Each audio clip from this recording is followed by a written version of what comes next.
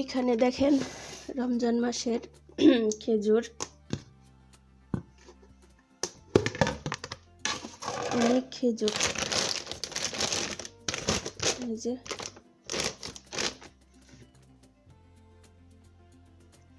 অনেক খেজুর নিয়ে আসছে। এই যে দেখেন বালতি ভর্তি।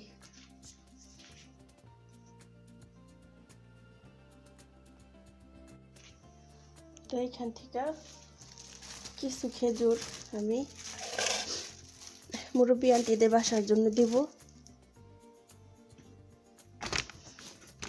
উনি বলছিল কালকে রাতে সেহরি খাওয়ার সময় বলতেছে যে কিছু খেজুর আমারে দিও বাসায় নিয়ে যাওয়ার জন্য।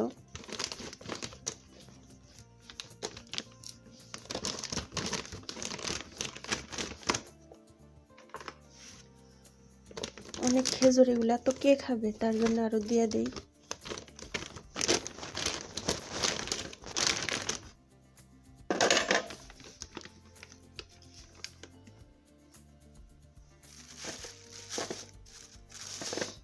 এটি গাছের খেজুর ওনারা ইয়া করছে, গাছের থেকে স্যারের বন্ধুর বাসা থেকে পাঠাইছে।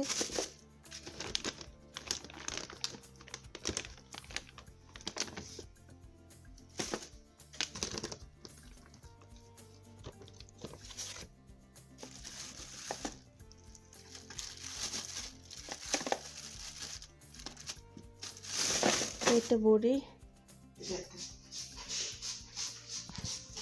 আজকে রাবেয়া চলে যাবে।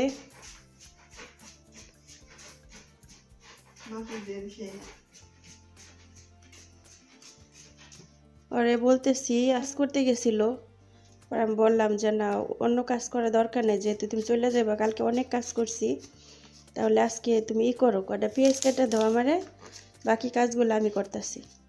আলহামদুলিল্লাহ রব্বিল আলামিন, মেয়েটা অনেক ভালো, আলহামদুলিল্লাহ অনেক ভালো। আসলেই কি আর বলবো, কিছু বলার নেই। দোয়া করবেন সবাই ওর জন্য, ইনশাআল্লাহ।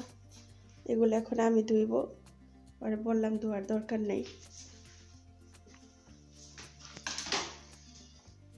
ওর বলছি পেঁয়াজ কাটতে, ও পারে না কাটতে, পরে যে ছোট ছোট করে কাই করে নাই, দেশে সবার ছোট মেয়ে ছিল নাকি।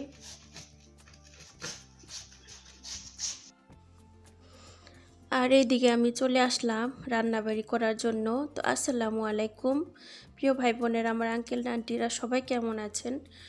আশা করছি সবাই অনেক ভালো।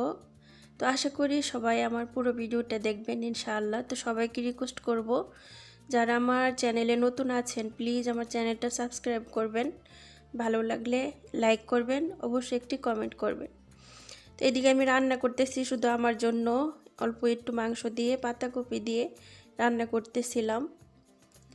আর এদিকে আমি বানাইতেছিলাম আলুর চপ, আর এখানে আমি রান্না করতেছি স্যুপ, কোয়েকার স্যুপ।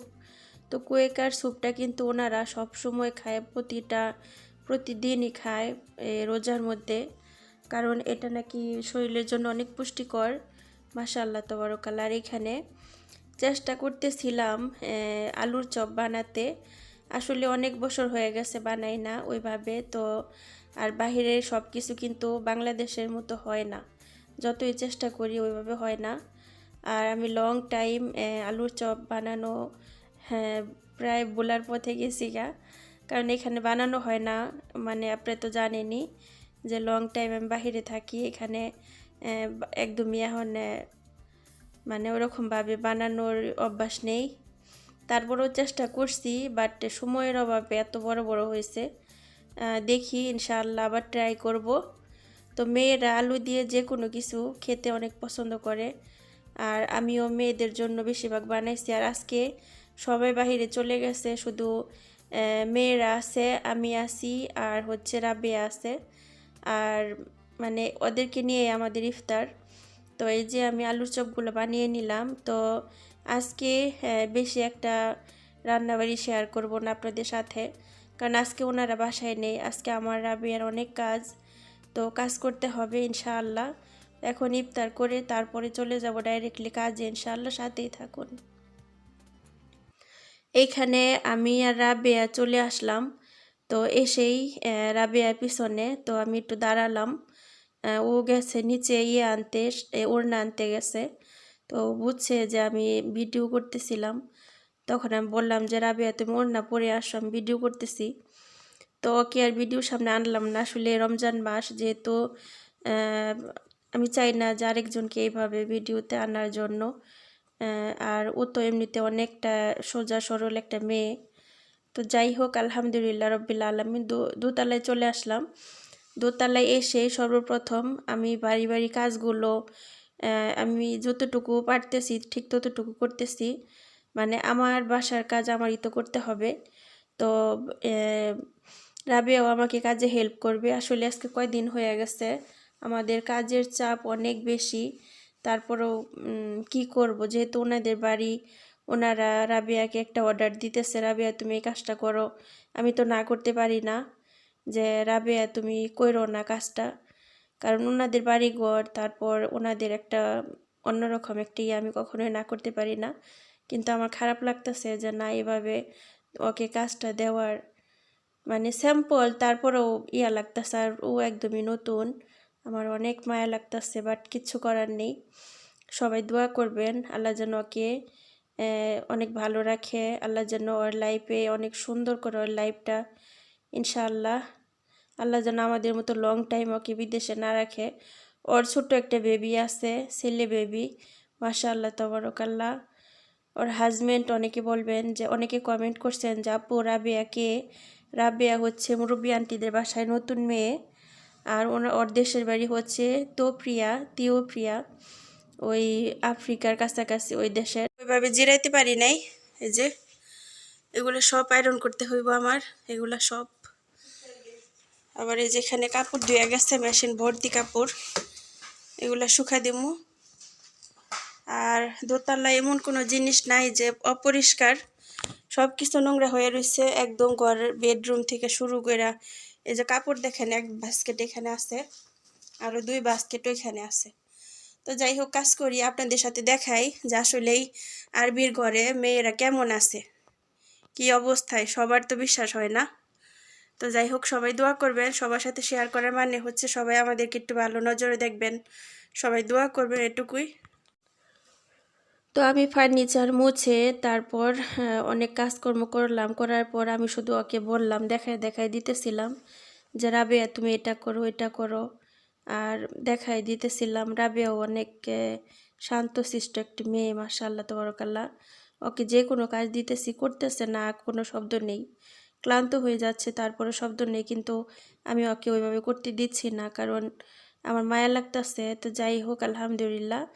এখন এই যে দেখেন, এগুলি সব কিছু পরিষ্কার করে নিলাম। আর এই যে এখন আমি এই যে বেসিনের এগুলি ধুয়ে তারপর আমি কাপড় চোপড় আয়রন করব ইনশাআল্লাহ। তো এই যে এদিকে মেয়েদের ঘরটারও 2 জন মিলে কাজ করলাম, করে তারপর একদম সব কিছু রেডি করলাম। তো এখন আমি ওরে বললাম যে তুমি বা নিচে চলে যাও, মুরব্বি আন্টি চলে আসবে, আর আমি উপরে আয়রন করি। তো আমার আয়রন শেষ করতে করতে দেরি হবে, ওরে বললাম তুমি যে রেস্ট নেও, তুমি গোসল করে ফ্রেশ হও, এই আর কি। তো সব কিছু পরিষ্কার করে নিলাম আলহামদুলিল্লাহ। তো এখন বাজে দেখেন রাতের 12:30 বাজে। তো আমি আয়রন করে তারপর আমি নিচে চলে যাব।